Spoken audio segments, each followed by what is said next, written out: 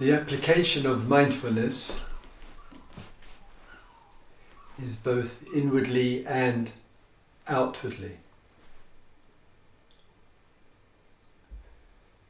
It is important to be mindful of those people who are engaged in public service. Nurses, doctors, the entire hospital staff, the people who are working night and day to provide all that the hospital needs, the healthcare workers, the police, the social workers, the school teachers, and many, many kinds of people in public service. But I have in mind that this time that we are living in is those in relationship and connected with hospitals. Some of the staff there are working 12 hours a day and longer, high risk situation, acute vulnerabilities, people who also have families and children and partner and husbands and wives and relatives and friends, and who have to take such immense amount of care in the detail, in all the procedures every day, while maximizing their focus and their attention and their support for the patients, but not only the patients, but also the families as well. Our gratitude and appreciation can be expressed in the way we speak to such people, whether it is on the phone, whether it is in the clinic, at the hospital, and in other locations, or if he or she or they are coming to see us.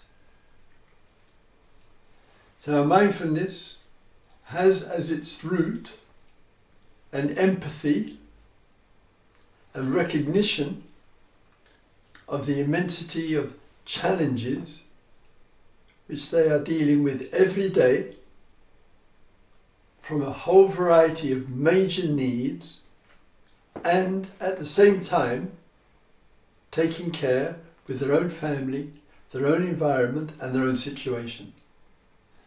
Such people, nurses and doctors and the teams of specialists and more, in a way they are our gods and goddesses. They look after us. They are there for us. And we, in our own small and modest way, extend our empathy, our mindfulness and appreciation for what they are doing for us. If we remember this, really remember it, we'll be careful with our speech. We will not be demanding. We will not be exerting a huge amount of pressure. We will not be wanting answers straight away. And we'll listen respectfully to what we hear. We'll express appreciation for what is being offered or suggested to us. And we'll understand as well that when that nurse, that matron, that doctor, that health official looks tired, looks impatient, irritable, we'll understand that there's a background to all of that. The background of public service and normal human being who at times, in a state of duress, gets irritable and agitated and just finds it hard to listen to us.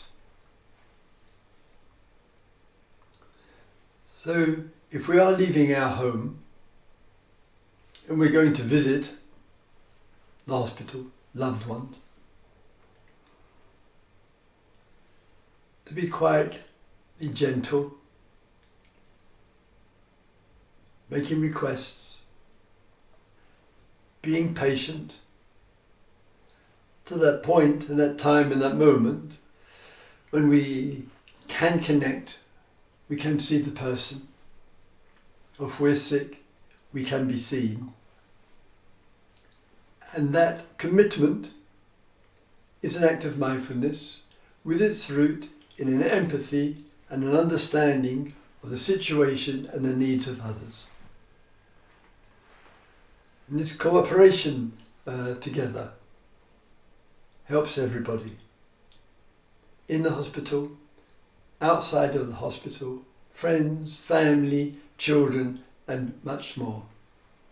To be gracious with our voice, to be patient, to be undemanding, and quietly and briefly, succinctly, just stating what the request is, what the need is, and listening very, very carefully. This is part of an exploration of a conscious, caring way of life. We are human beings. Let us listen to each other. Let us respond to each other. We can find a really important way forward with all of this.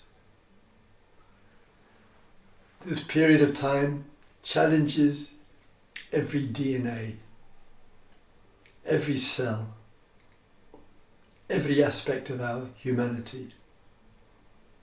Let's respond to it fully, clearly, and effectively.